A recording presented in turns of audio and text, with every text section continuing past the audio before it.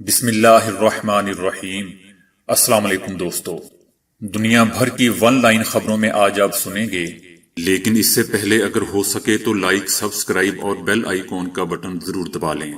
شکریہ۔ ترکی کے صدر رجب طیب اردوان نے گستاخانہ خاکوں پر رد عمل دیتے ہوئے کہا ہے کہ میرے فرانسیسی ہم منصب میکرون کو دماغی علاج کی ضرورت ہے۔ میکرون نے خاکوں کی اشاعت پر مسلم دشمنی رویہ اختیار کیا، جس پر رجب طیب اردوان نے کہا کہ فرانسیسی صدر کو دماغی علاج معالجے کی اشد ضرورت ہے۔ فرانس میں مسلمانوں کے دلی جذبات کے خلاف خاکوں کی اشاعت کو فروغ دیا جا رہا ہے، جس پر ترکی سمیت دنیا بھر کے مسلمان شدید غم و غصے کا اظہار کر رہے ہیں۔ ترک صدر رجب طیب اردوان نے کہا ہے کہ میکرون نامی اس شخص کو مسلمانوں اور اسلام سے آخر کیا مسئلہ ہے۔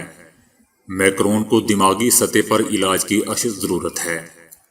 رجب طیب اردوان نے کہا کہ ایسے موقع پر کیا کہا جائے جب ایک سربراہ ملک آزادی ایمان کو نہ سمجھے اور اپنے ملک میں رہنے والے لاکھوں افراد سے ایسا سلوک کرے جو مختلف مذہب سے تعلق رکھتے ہوں۔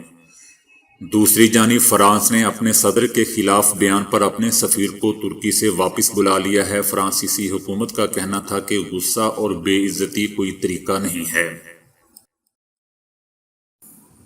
امریکہ کے صدر ٹرمپ نے 3 نومبر کو ہونے والے صدارتی انتخابات سے قبل اپنے ووٹ کو کاسٹ کر لیا ہے۔ اس موقع پر انہوں نے ماسک بھی پہن رکھا تھا۔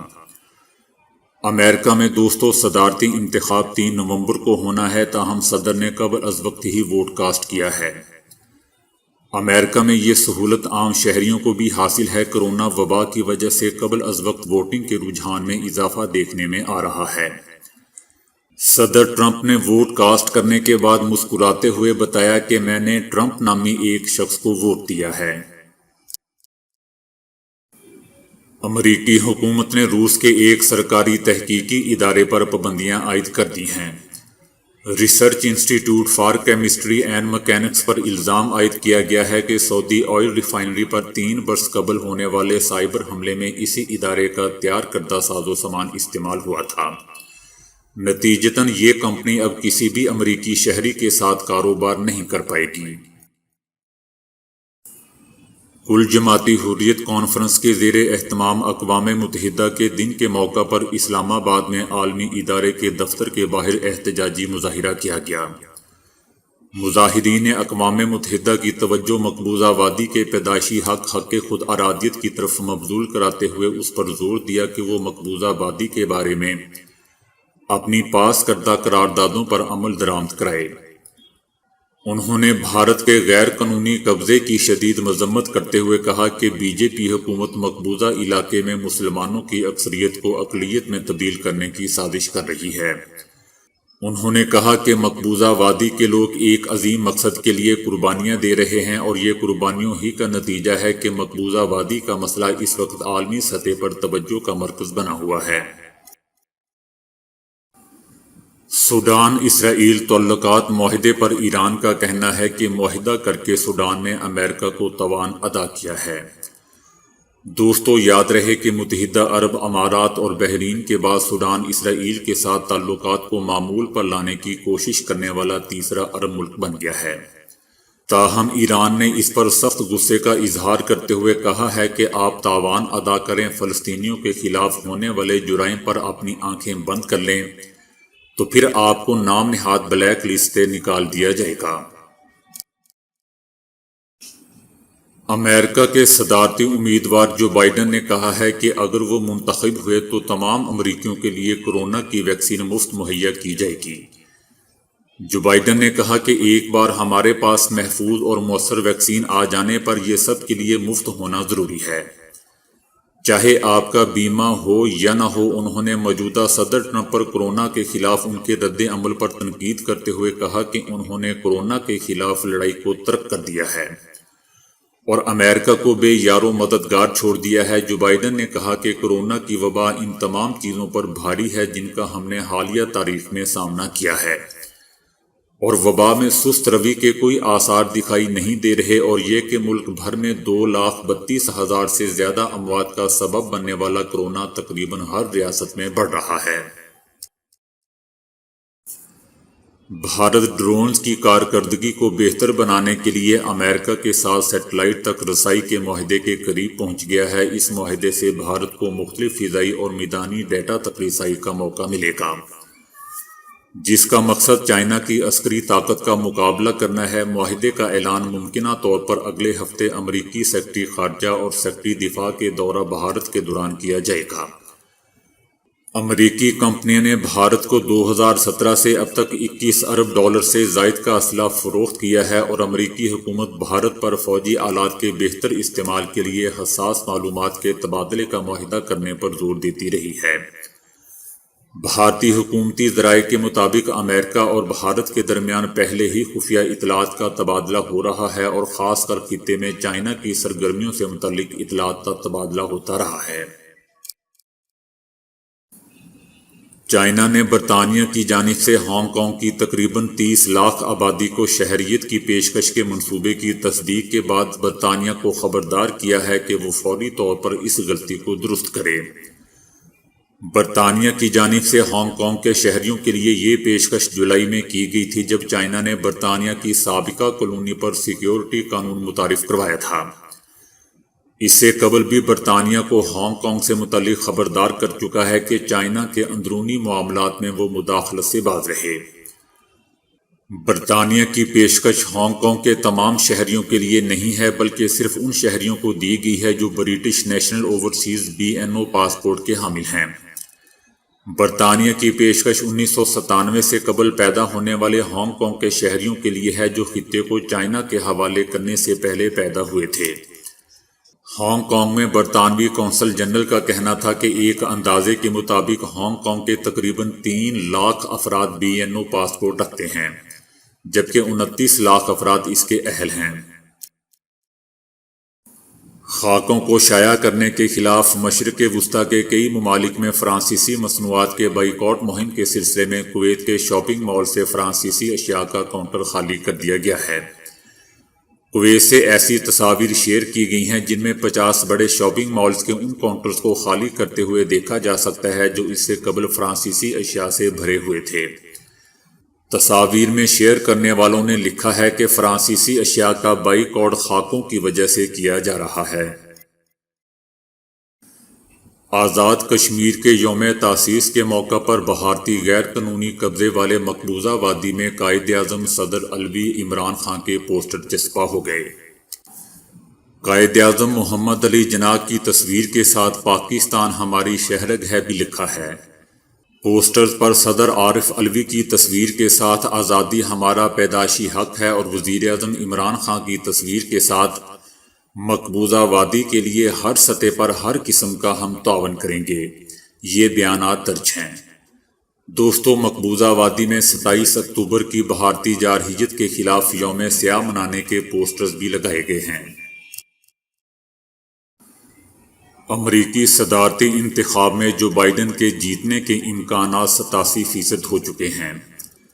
جو بائیڈن 1970 سے مسلسل امریکی سیاست میں حصہ لیتے چلے آ رہے ہیں، اور وہ سینٹ سمیت کئی اہم عہدوں پر اپنے علاقے سے لوگوں کی نمائندگی کر چکے ہیں۔ صدارتی انتخابات کے دن جوں قریب آ رہے ہیں تو مختلف اعداد و شمار جمع کرنے والے سروے رپورٹس میں ان دنوں امیدواروں کی پوزیشن واضح ہوتی چلی جا رہی ہے۔ اس وقت جن ریاستوں میں گھمسان کا مقابلہ متوقع ہے، اس میں امریکہ کی 9 ریاستیں ایسی بتائی جا رہی ہیں جو کہ آئندہ صدارتی انتخابات کے حوالے سے فیصلہ کن کردار ادا کریں گی۔ چونکہ امریکی انتخابات کا فیصلہ الیکٹورل کالج کے نظام کے تحت ہوتا ہے، اس لیے زیادہ ووٹ حاصل کرنے کا مطلب ہرگز یہ نہیں ہوتا کہ جس امیدوار نے زیادہ ووٹ لیے ہوں وہی جیت سے بھی ہمکنار ہو۔ 2016 کے انتخابات میں امریکہ کی تمام ریاستوں کے اگر ووٹ جمع کر لیے جائیں تو اس وقت ہیلری کلنٹن نے موجودہ امریکی صدر ٹرمپ کے مقابلے میں 30 لاکھ سے زائد ووٹ حاصل کیے تھے، مگر چونکہ الیکٹورل کالج کے تحت مطلوبہ ووٹ حاصل نہ کر سکی تھیں، اس لیے ہیلری کلنٹن صدر ٹرمپ سے مقابلے میں شکست ہمکنار ہو گئی تھیں۔ اس وقت سروے رپورٹ کے مطابق جو اعداد و شمار سامنے آ رہے ہیں، اس کے مطابق یہی کچھ صورتحال اب صدر ٹرمپ کے ساتھ نظر آ رہی ہے۔ دوستو، کل الیکٹورل کالج ووٹ کی تعداد 125 ہے۔ کوئٹہ میں اپوزیشن جماعتوں کے اتحاد کا تیسرا جلسہ جاری ہے اور اپوزیشن رہنما اپنی تقاریر میں حکومت پر شدید تنقید کر رہے ہیں۔ مریم نواز نے جلسے سے خطاب کرتے ہوئے کہا کہ کوئٹہ کے لوگوں نے محبت اور شفقت سے استقبال کیا اور اس پر تہہ دل سے شکر گزار ہوں۔ پشتونخوا ملی عوامی پارٹی کے سربراہ محمود خان اچکزئی کا کہنا تھا کہ جہاں مظلوم اور ظالم کی لڑائی ہوگی ہم مظلوم کا ساتھ دیں گے۔ بی این پی کے سربراہ سردار اختر مینگل کا کہنا تھا کہ بلوچ قوم نے ملک کی آزادی کے لیے جانوں کی قربانی دی، بلوچستان کے لوگوں نے ہمیشہ جمہوریت کا علم بلند رکھا۔ ان کا کہنا تھا کہ بلوچستان پہلے کی طرح اب بھی جاگ رہا ہے۔ پیپلز پارٹی کے راجہ پرویز اشرف نے کہا کہ موجودہ حکمران ایک طرف 22 کروڑ لوگ دوسری طرف۔ آپ نے کہا کہ دیگر سیاستدان کرپٹ اور ہم ایماندار ہیں۔ آج بچہ بچہ جانتا ہے کہ یہ نااہل حکومت ہے، وقت آ گیا ہے کہ پاکستان کی حکمرانی وہ کرے جو لوگوں کے ووٹ سے آئے گا۔ مرکزی جمعیت اہل حدیث پاکستان کے سربراہ پروفیسر ساجد میر نے کہا کہ موجودہ حکومت لوگوں کے منتخب کردہ نہیں بلکہ مسلط کی گئی ہے۔ حکومت نے 2 سال میں ثابت کر دیا کہ وہ لوگوں کی مشکلات حل نہیں کر سکتی۔ وہ احتساب کی گردان کرتے ہیں اور احتساب نہیں انتقام لیتے ہیں۔ یہ دوائیں، پیٹرول اور آٹا غائب کر کے مہنگا کرنے والا نیا پاکستان ہے۔ اس غیر آئینی اور غیر اخلاقی حکومت سے چھٹکارا حاصل کریں گے۔ جبکہ قومی وطن پارٹی کے آفتاب احمد خان شیرپاؤ کا کہنا تھا کہ مہنگائی ملک کا سب سے بڑا مسئلہ بن چکا ہے، غریب آدمی کے لیے 2 وقت کی روٹی کمانا مشکل ہے، ادویات کی قیمتوں میں 100% اضافہ ہو چکا ہے۔ دوستو، ان رہنماؤں میں سے کسی ایک نے بھی نہیں یہ کہا کہ ہم 40 سال سے یہ طوطے والی زبان بار بار بول رہے ہیں، لیکن 40 سال کے بعد بھی حکومت میں رہنے کے باوجود بھی ان مسائل کو ہم نے ہاتھ نہیں لگایا۔ بہرحال دعا ہے کہ جب یہ لوگ دوبارہ حکومت میں آئے تو اللہ تعالیٰ ان کو حکومت دینے سے پہلے عقل ضرور دے۔ دوستو، اکثر صارفین مجھے کہتے ہیں کہ آپ اپنے کومنٹس نہ دیا کریں بلکہ آپ اپنی اوقات میں رہا کریں، اور میرے لیے بہت ہی سخت جملے استعمال کرتے ہیں، جبکہ میں اپنے کومنٹس میں بہت ہی شائستہ زبان استعمال کرنے کی کوشش کرتا ہوں۔ دوستو، جب میں آپ لوگوں کے اتنے سخت جملے برداشت کرتا ہوں تو میرے بھی کچھ لائٹس یا ہلکے پھلکے کومنٹس برداشت کر لیا کریں۔ مسوڑوں کی خرابی امراض قلب، بلڈ پریشر اور شوگر کی وجہ بن سکتی ہے۔ خراب مسوڑے کئی طرح کی بیماریوں کو جنم دیتے ہیں۔ اب ایک سٹڈی سے معلوم ہوا ہے کہ انتہائی خراب مسوڑے شوگر، امراض قلب، حتیٰ کہ الزائمر کی وجہ بھی بن سکتے ہیں۔ مسوڑوں کی خرابی پورے جسم کے خلیات میں سوزش کی وجہ بنتی ہے۔ اسے بلڈ پریشر میں اضافہ بھی دیکھا گیا ہے۔ الزائمر کے مریضوں میں بھی یہ کیفیت دیکھی گئی ہے۔ اب یونیورسٹی آف ٹورنٹو کے سائنسدانوں نے اس کی ایک ممکنہ وجہ ڈھونڈی ہے۔ اس کے لیے انتہائی اہم خلیات نیوٹروفلس کو دیکھا گیا جو کسی چوٹ یا تکلیف یا انفیکشن کی صورت میں ظاہر ہوتے ہیں۔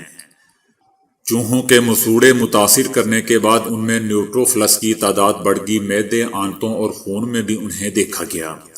یعنی مسوڑوں کی وجہ سے یہ خلیات پورے جسم میں جا پہنچے۔ اس سے جسم میں ایک کیمیکل کا اخراج شروع ہو گیا جو شوگر، دل کے امراض اور دیگر کئی امراض کی وجہ بنتے ہیں۔ تو دوستو، آج کے لیے اتنا ہی۔ ویڈیو کو لائک اور شیئر کرنے کا بہت بہت شکریہ۔